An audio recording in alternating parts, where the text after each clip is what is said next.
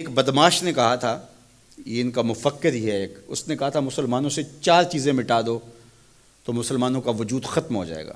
4 چیزیں جب تک ان کے اندر ہیں یہ کبھی مٹ نہیں سکتے۔ وہ 4 چیزیں کون سی ہیں؟ اس نے کہا ایک قرآن، دوسرا حج، تیسرا جہاد، اور چوتھا حضور علیہ السلام سے عشق۔ یہ 4 چیزیں اگر مسلمانوں سے ختم کر دی جائیں تو ان کا وجود توڑ کے رکھ دیا جائے گا۔ یہ بکھر بھی جاتے ہیں، یہ 4 چیزیں ان کو پھر کھڑا کر دیتی۔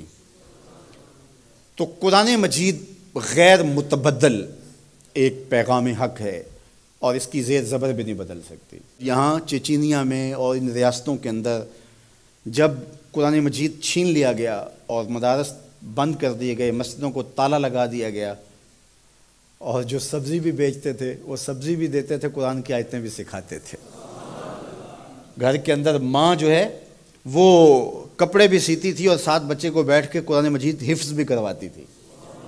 تو قرآن مجید ختم نہیں ہونے والا، اور اللہ نے آج بھی، یہ امت کے عروج کا زمانہ نہیں ہے، یہ امت کے زوال کا دور ہے۔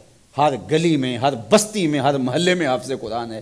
یہ امت کے زوال کے زمانے کی کہانی ہے، اور جب امت عروج پہ ہوگی پھر کیا عالم ہوتا ہوگا۔